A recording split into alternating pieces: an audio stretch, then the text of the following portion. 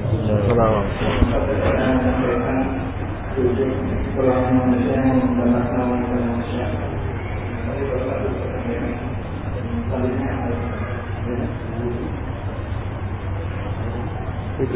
Golongan yang mendapat naung. Hadis tentang 7 golongan. Saya tadi sengaja menyebutkan 7 dari waktunya. Pada konteks hadisnya diriwayatkan oleh Imam Bukhari dari Muslim dari Abu Hurairah radhiyallahu ta'ala anhu, Rasulullah sallallahu alaihi wasallam bersabda, "Sab'atun yudhilluhumullahu tahta dhilli arsyihi yawma la dhilla illa dhilluh."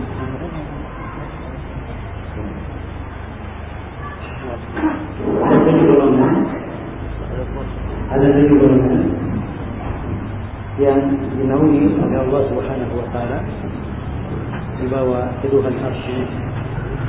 Yang dinaungi oleh Allah Subhanahu wa taala di bawah teduhan arsy. Hari ada teduhan-teduhannya.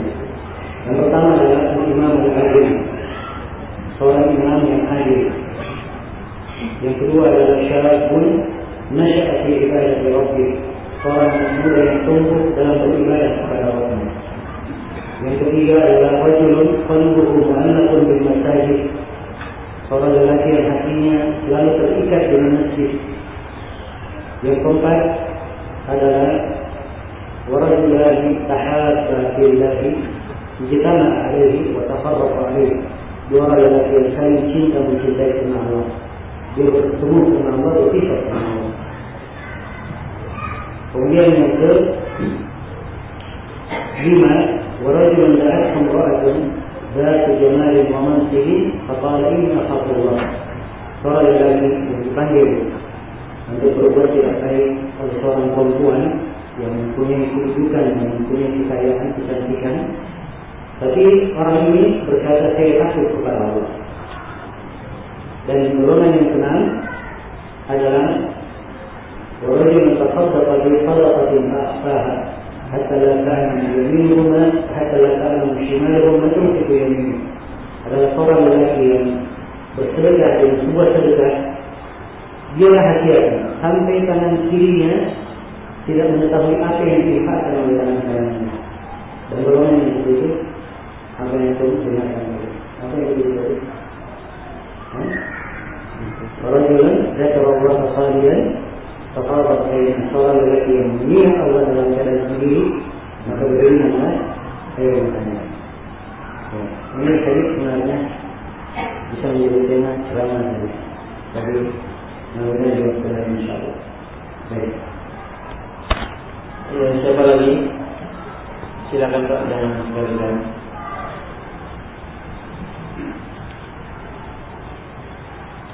Kami berikan waktu.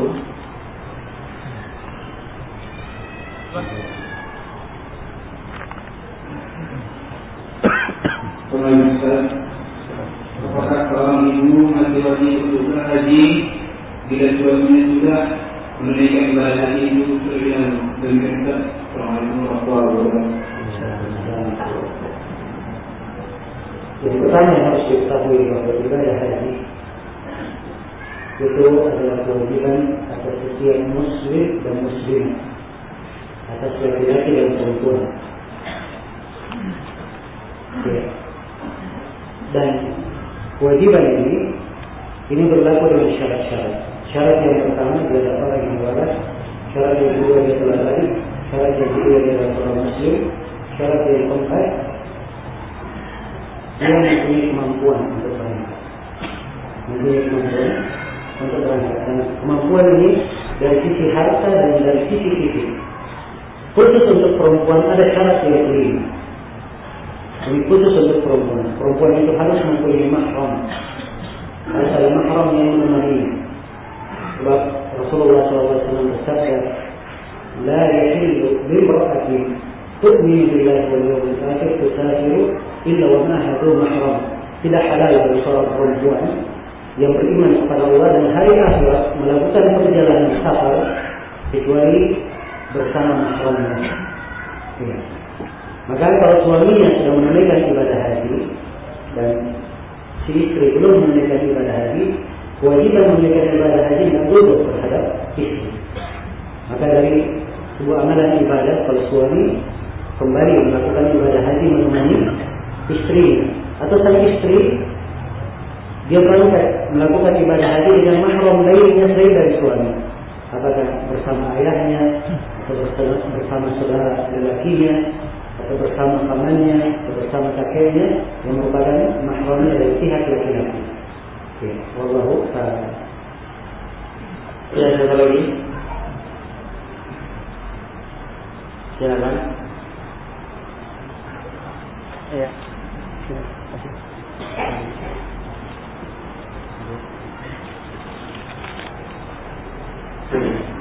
Saya ingin bertanya mengenai hutang kita. Jadi misal ada dua orang melakukan hutang kita, lalu salah satunya tidak melunasi, karena pernah dengar kajian itu kalau tidak juga ada satu harapan seseorang bisa memperingatkan kaum muslimin lainnya akan seseorang yang tidak membayar hutang kita dengan cerai. Nah, pertanyaan anak ketika dia memperingatkan memperingatkan orang lain tentang orang yang tidak bayar hutang tadi, apakah orang lain yang mendengar tadi boleh menyampaikan lagi kepada orang yang lain?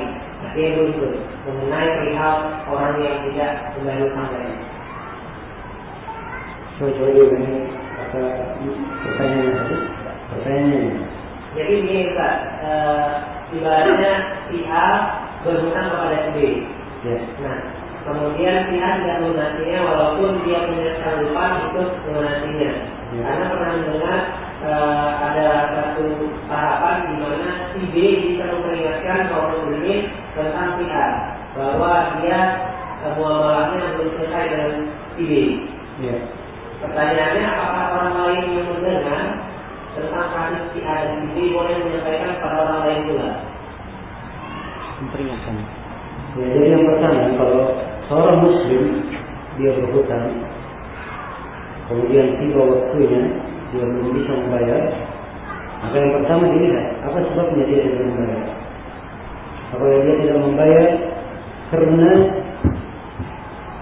ketidakmampuan, hal yang merupakan lumrah manusia berusaha tapi dia belum dapat kemampuan. Kalau keadaannya seperti ini, maka kehormatan seorang muslim tetap dijaga dan dipelihara. Bahkan kewajiban kita adalah memberi waktu luang. Dan salah satu dari golongan yang diteduhi pada hari kiamat, ya, selain dari 7 yang saya sebutkan, adalah orang yang apabila dia memberi piutang kepada orang lain, begitu tiba waktunya orang itu belum mampu membayar, dia beri waktu luang, maka ini termasuk orang yang diteduhi oleh Allah di bawah Tuhan harusnya pada hari kiamat. Apalagi kalau dia katakan yang sudah saya anggap lunas saya, ya, maka itu lebih baik lagi. Ini yang pertama. Kemudian yang kedua, kalau orang yang berhutang tersebut punya kemampuan, tapi ya, dia tidak mau membayar atau mutar sana sini, ya, atau hal yang semisalnya yang kadang kita saksikan, ya, maka yang seperti ini kalau dikatakan mungkin boleh diceritakan, ya, mungkin saja boleh diceritakan kalau memang ingin memberi nasihat kepada kawan, jangan memberi piutang kepadanya sebab mungkin dia akan berbuat seperti yang dia lakukan terhadap saya. Kalau dari sisi itu boleh saja mungkin, sebab ada sebuah hadis yang berbunyi layyul wajidi yahillu irdahu wa uqubatah.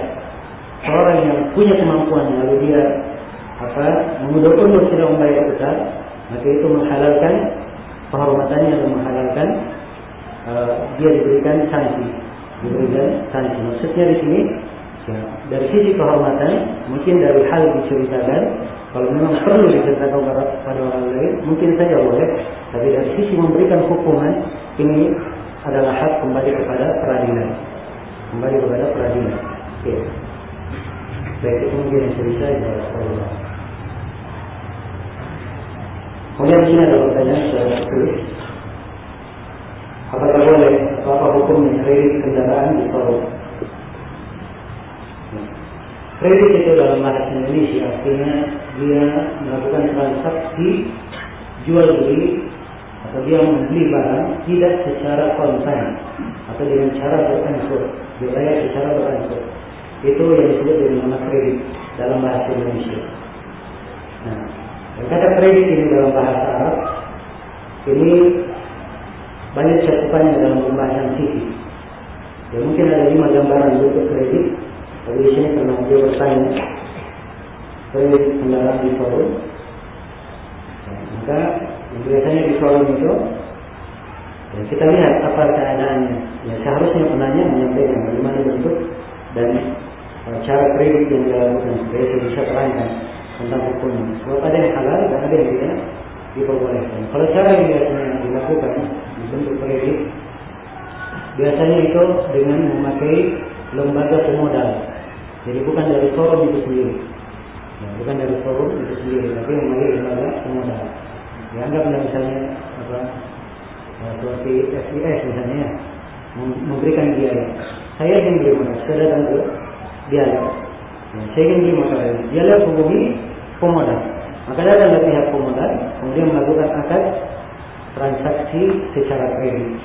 Ya, kalau begini modelnya, ini diperbolehkan dengan 2 syarat. Yang pertama, pihak pemodal harus beli barang dulu. Dia harus bayar dulu ke pihak dealer. Setelah bayar lunas, motor sudah dia miliki, baru dia bikin akad transaksi. Sebab kalau dia belum beli, bikin akad sebelum dia bayar, itu artinya dia menjual sesuatu yang belum dia miliki. Dan Rasulullah telah melarang hal tersebut di dalam hadis yang diriwayatkan oleh Imam Abu Dawud dan selainnya, wala tabi' ma laysa indaka. Jangan kamu menjual apa yang tidak berada di sisimu atau belum kamu miliki. Ya. Kemudian syarat yang kedua, kalau misalnya pihak pemodal sudah membeli motornya, ya, lalu pihak pemesan tidak jadi atau membatalkan untuk mengambil motor tersebut, maka pihak pemodal tidak boleh memaksa dia untuk membeli. Ya, kalau dia paksa untuk membeli, maka ini artinya dia jatuh di dalam sejumlah pelanggaran.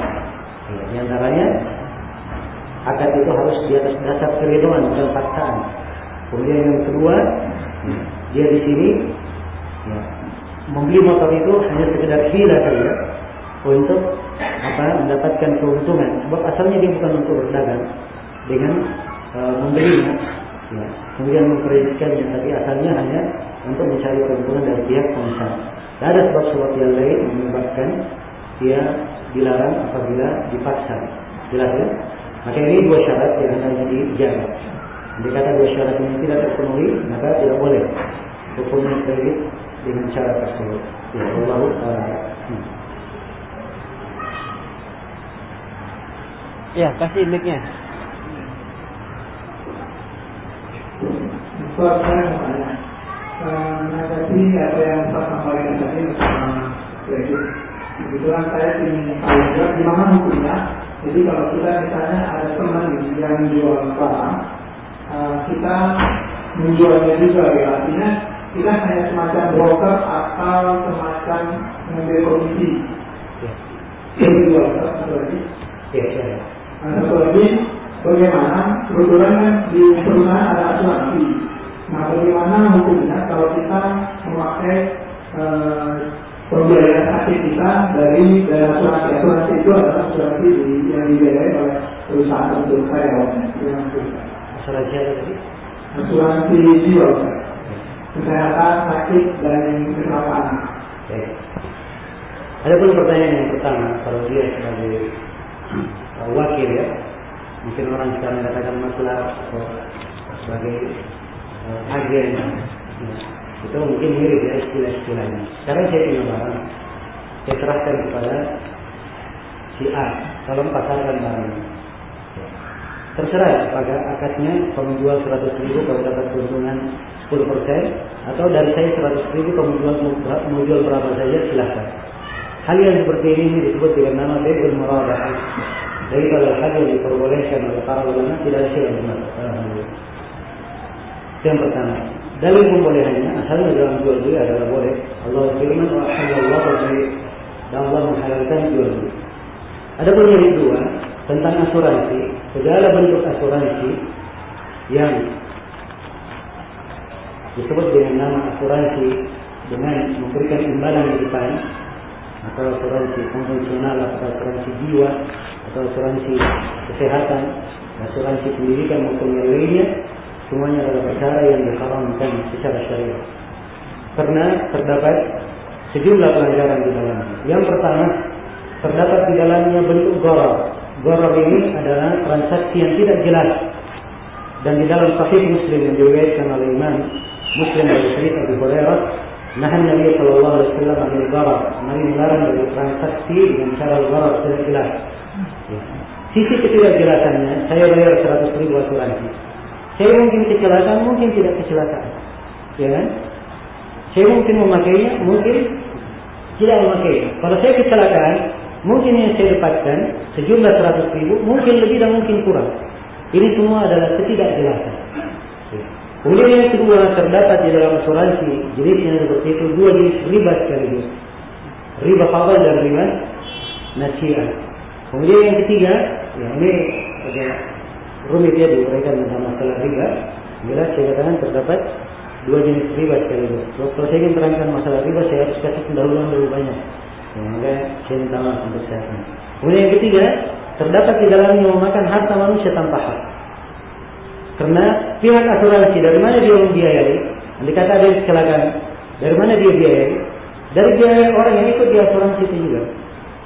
Maka ini artinya dia memakan harta manusia tanpa hak, dan itu adalah hal yang dilarang.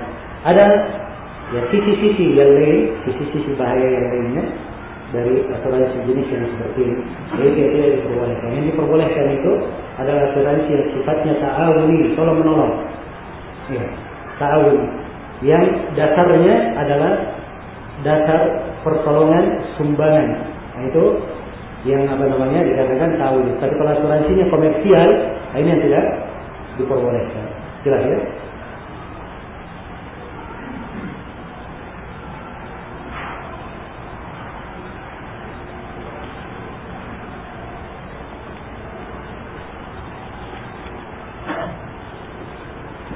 Apa yang dimaksud dengan tawassul? Ya, tawassul itu adalah dia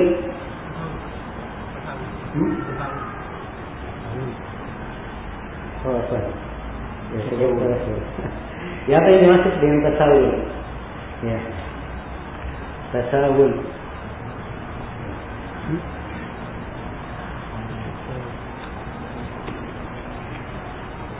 Tasawul ya.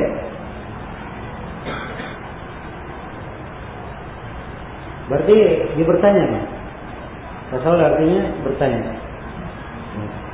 Mungkin yang dimaksud oleh saudara kita tafa'ul, atau mungkin tiara. Mungkin pertanyaan yang perlu diperjelas lagi. Baik.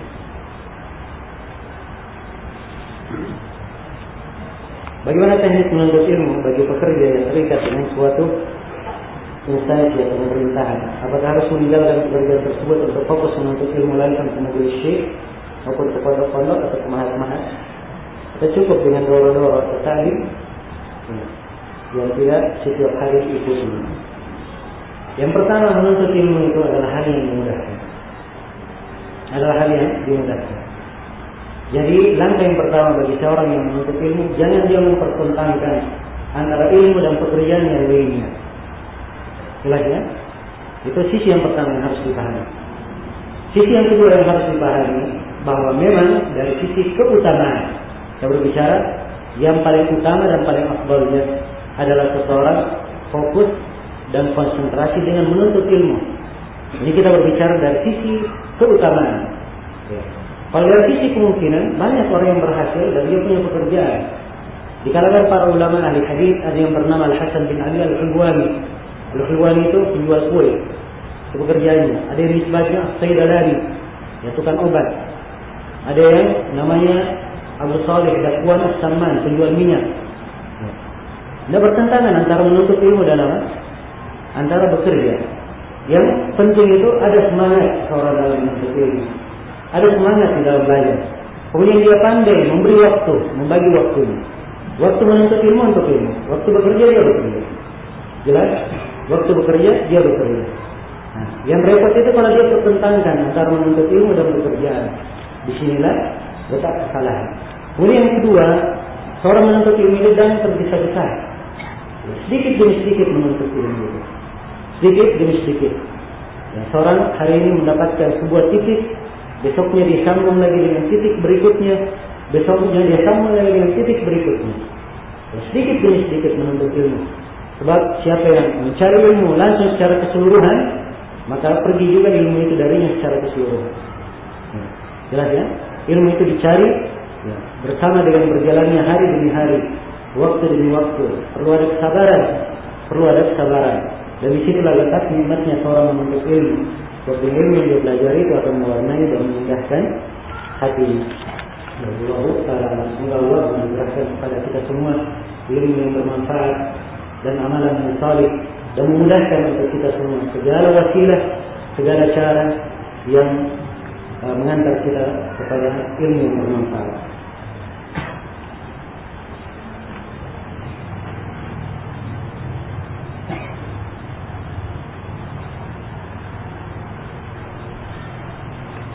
Ya. Bolehkah kita menyantuni orang yang akidahnya lain dari kita? Sedang mereka dalam kekurangan, mereka tetangga kita. Dan ada juga saudara kita seakidah yang banyak memerlukan bantuan. Mohon dijelaskan keutamaannya. Ya. Hak itu beraneka ragam. Ada hak seorang muslim kepada muslim lainnya. Kalau dia kerabat, maka ada haknya sebagai kerabat. Kalau dia tetangga, ada haknya sebagai tetangga. Jelas? Ada haknya sebagai tetangga. Kalau tetangga kita adalah kerabat kita yang dia adalah seorang muslim, maka dia punya 3 hak. Hak sebagai tetangga, hak sebagai kerabat, dan hak sebagai apa? Seorang muslim. Kalau dia kerabat dan dia tetangga, maka hak sebagai kerabat dan apa? Tetangga. Kalau dia tetangga, maka dia punya hak sebagai tetangga. Punya hak sebagai tetangga. Ya. Maka sepanjang dia adalah tetangga, tidak ada masalah seorang berbuat baik kepada tetangganya.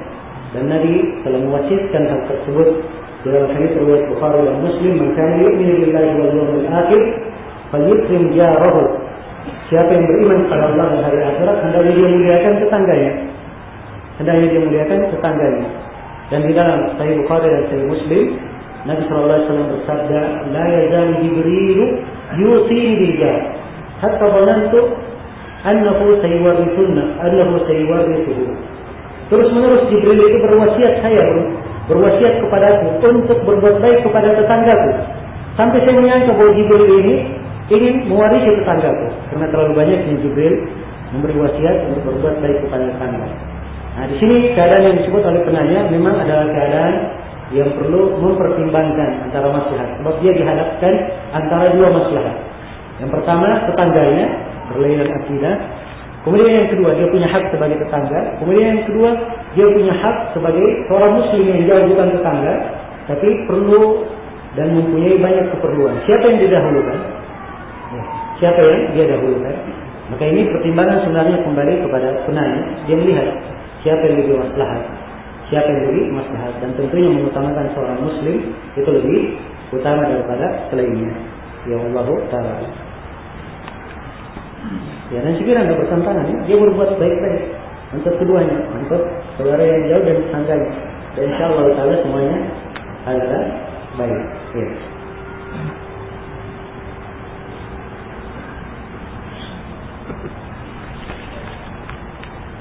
Bagi menganggap bahwa alkohol itu adalah khamar,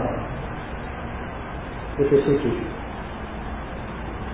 Nah, ini yang pun jangan tanyakan, jangan ada yang bertanya misalnya apa silam pendapat.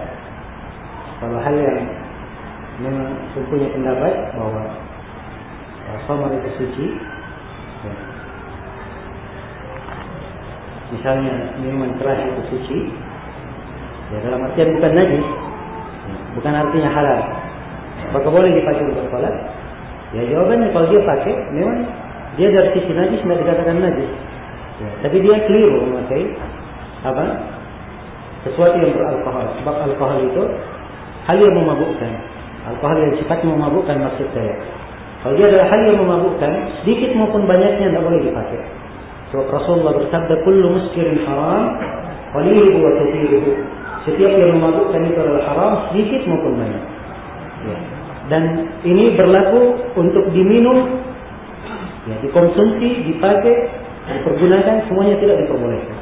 Jelas ya? Apakah sebagai bahan campuran minyak wangi, sebagai bahan pembersih maupun yang lainnya tidak diperbolehkan.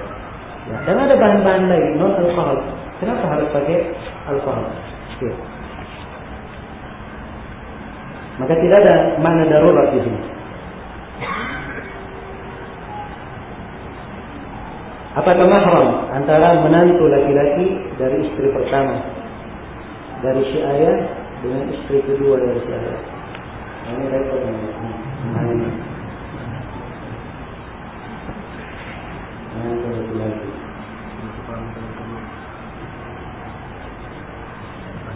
Saya nggak paham ya. Baik, jawab itu lain insya Allah.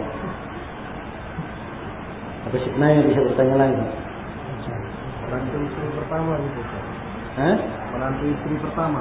Kenapa? Dengan istri kedua. Menantu? Dari istri yang pertama. Ya terus? Istri pertama punya menantu laki-laki.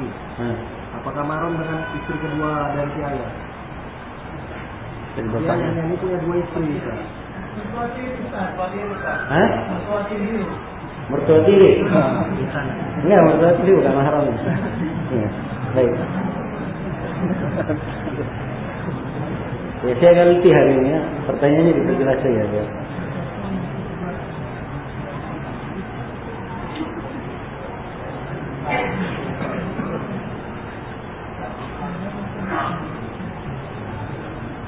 Ini ditanyakan aja besok. Mengikuti, ditanyakan pelajaran dulu, biar saya jawab dulu.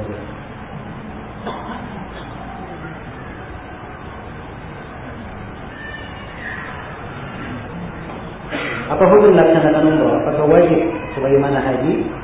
Ya, ada silap pendapat di kalangan para ulama tentang umrah. Apakah wajib seperti dengan haji? Jawabannya, iya. Dia wajib sama dengan haji. Dia wajib sama dengan haji. Di antara dalilnya apa yang disebutkan oleh penanya ini?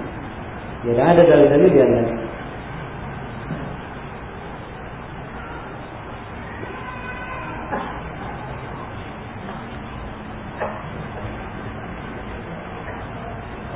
Bagaimana menyikapi pembatasan usia dari pemerintah Saudi untuk melaksanakan haji, sedangkan kemampuan ada pada usia tua? Ini kebiasaan antara pemerintah ya, itu hukum antara negara dan negara, bukan urusan saya itu.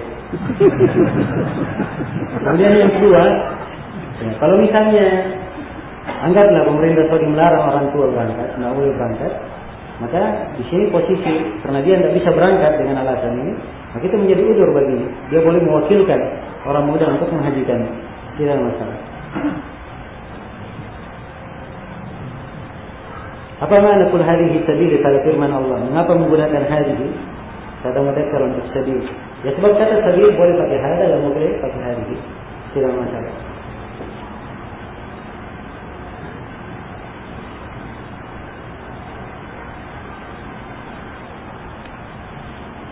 Bagaimana hukumnya menikah di depan wali hakim, sementara wali dari pihak perempuan masih ada? Tidak ada masalah. Yang penting walinya telah mewakilkan. Walinya telah mewakilkan.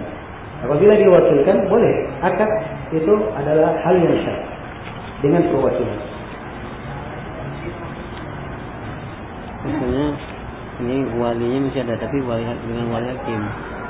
Walinya masih ada, tapi dia menikah dengan wali hakim tanpa ada persetujuan dari si wali. Ya. Jadi jawaban saya sebenarnya saya sudah cukup. Tapi kalau ada pertanyaan lain, ya apakah boleh seorang menikah? Ya, menikah belakang tidak lewat walinya. Jawabannya Rasulullah SAW bersabda, la nikah illa biwali. Tidak ada nikah kecuali dengan wali. Ya. Harus ada wali. Kapan dia nikah tanpa wali tidak syah nikahnya. Jadi menikahkan itu cuma wali. Kalau tidak ada wali maka pemerintah yang menikahkan. Pemerintah. Sebab as-sultan wali man la waliyalah. Pemerintah adalah wali orang yang tidak punya wali. Nah, selain daripada itu dia sebut wali hakim, wali ini, wali itu adalah akad nikah yang tidak syah. Jelas ya? Akad nikah yang tidak syah.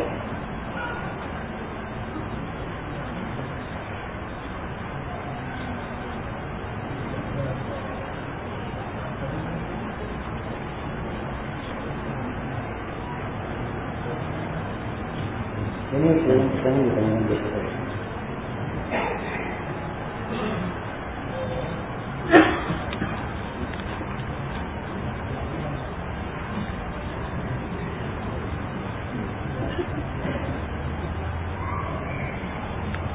Ya saya persilakan kalau ada bapak-bapak dari masyarakat sini yang bertanya, ya, lebih didahulukan karena tuan rumah. Ini banyak pertanyaan yang kita jawab sampai jam 10 pun tidak selesai.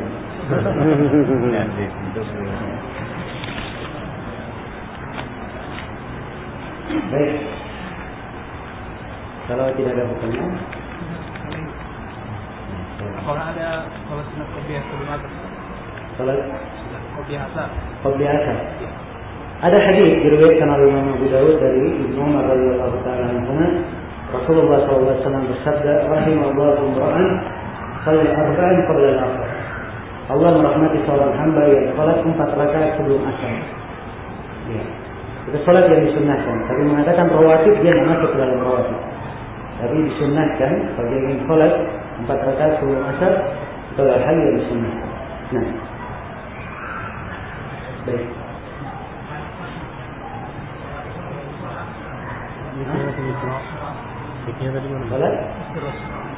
Salat al-isyraq itu artinya adalah salat setelah matahari terbit.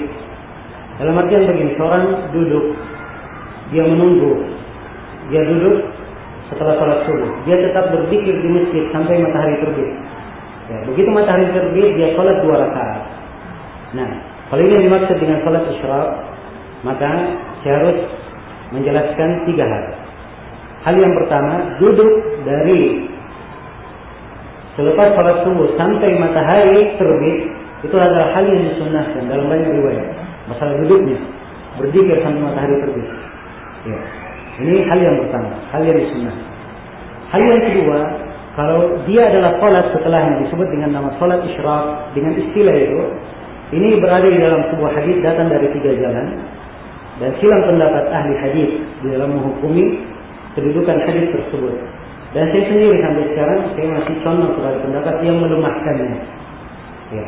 Bagi siapa yang mengikuti pendapat yang menguatkan seperti Syekh Al-Albani dan selainnya, ya silahkan. Kemudian yang ketiga, ada sebagian yang mengatakan bahwa salat isyraq yang dimaksud adalah salat duha. Ya. Kalau salat duha waktunya jelas. Kalau matahari berdiri naik lebih dari setombak sampai sebelum matahari tergelincir, itu adalah waktu pelaksanaan salat duha. Dan ini boleh saja dilakukan walaupun dia tidak duduk setelah salat subuh. Jelas ya, sebab memang dia adalah salat tersendiri. Ya, itu mungkin yang sudah saya jawab oleh Allah. Ya.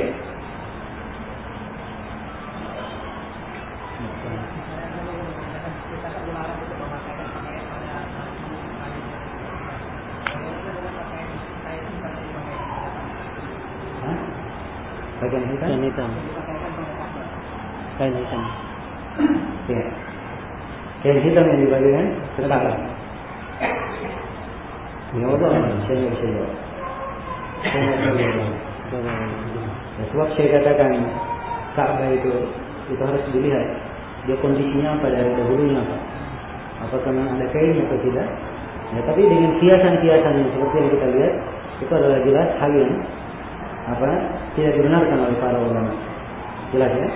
Tapi kalau masalah apakah ada kainnya yang disebut dengan nama kisah, ini sekarang saya tidak bisa menjawabnya. Wallahu a'lam. Ya.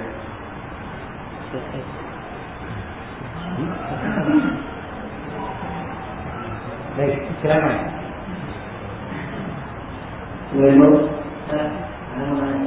Bagaimana sebenarnya kita berjalan dengan kafir, sementara perjalanan itu tidak bisa dengan sekali. Berjalan dengan Orang kafir. ya.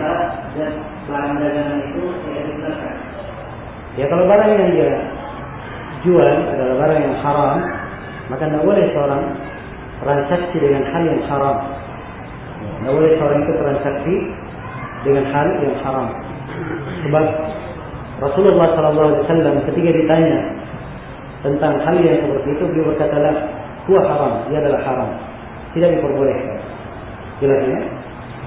Maka di sini saya menasihatkan untuk mencari usaha yang lain. Ya. Siapa yang meninggalkan sesuatu karena Allah akan ganti untuk lebih baik. Ini kadang yang perlu saya ingatkan, dan banyak saya ingatkan di masa ini. Ya, kadang seorang menyangka dalam perbuatan yang salah, kalau dia tinggalkan tidak dapat pekerjaan yang lain, jangan menyangka seperti itu. Sebab itu sangkaan yang salah. Sebab Rasulullah telah bersabda, "Man taraka syai'an lillahi abadalahu khairan minhu." Siapa yang meninggalkan sesuatu karena Allah, Allah akan ganti dia sesuatu yang lebih baik baginya. Baik. Saya kira itu dulu di sini ya. Ini sudah akan habis nanti rasanya. Insyaallah kalau besok ada pertemuan di Masjid Al-Falah. Ada Masjid Al-Falah. Baik, terakhir ini. Ya. Tuan rumah. Kasih mic ya, mic. Sebenarnya saya mau tanya, saya ada sedikit usaha, usahanya usaha virtual, usahanya usaha dunia internet. Kebetulan usaha itu adalah menyewakan, kalau di dunia nyata adalah menyewakan rumah-rumah gitu. Nah, kita nggak tahu bahwa rumah-rumah itu dimanfaatkan untuk hal-hal yang mungkin saja melanggar hati, misalnya penempatan video-video yang tidak jelas gitu. Sementara kita sudah melakukan kontrak 1 tahun sama dia gitu. Nah, kita sadarnya setelah 1 bulan atau mungkin kita juga nggak bisa memonitoring karena saking banyaknya customer kita. Mungkin Ustaz punya pandangan ini. Ya, saya hanya bisa memberikan kaidah ini. Yang pertama, kalau seorang masuk dalam sebuah perdagangan, asalnya adalah halal, ya, asalnya adalah boleh. Kalau dia memanfaatkannya untuk hal yang salah, itu antara dia dan antara Allah. Kira tidak ambil dosa di dalamnya. Kecuali di satu keadaan, kalau kita tahu bahwa itu akan dia gunakan dalam hal yang salah. Kalau dari awal kita tahu bahwa dia akan gunakan dalam hal yang salah, maka Allah berfirman di dalam Al-Quran, "Wala ta'awanu 'alal itsmi wal 'udwan." Yang kalian tolong menolong di atas dosa dan permusuhan. Ya. Itu mungkin kaidah bisa menjadi bekal dalam hal ini, semoga ada manfaatnya, dan semoga apa yang saya sampaikan untuk pertemuan hari ini malam ini ada manfaatnya. Dan sekali lagi saya berterima kasih pada seluruh pihak yang menjadi sebab terselenggaranya acara ini, terkhusus kepada pihak masjid. Semoga Allah Subhanahu wa taala memberikan pahala untuk kita semua dan semoga memberikan kepada kita semua segala kebaikan di dunia dan di akhirat. Ini melalui sesuatu yang baik. Subhanallah wa bihamdihi, asyhadu an la ilaha illa anta, astaghfiruka wa atubu ilaik.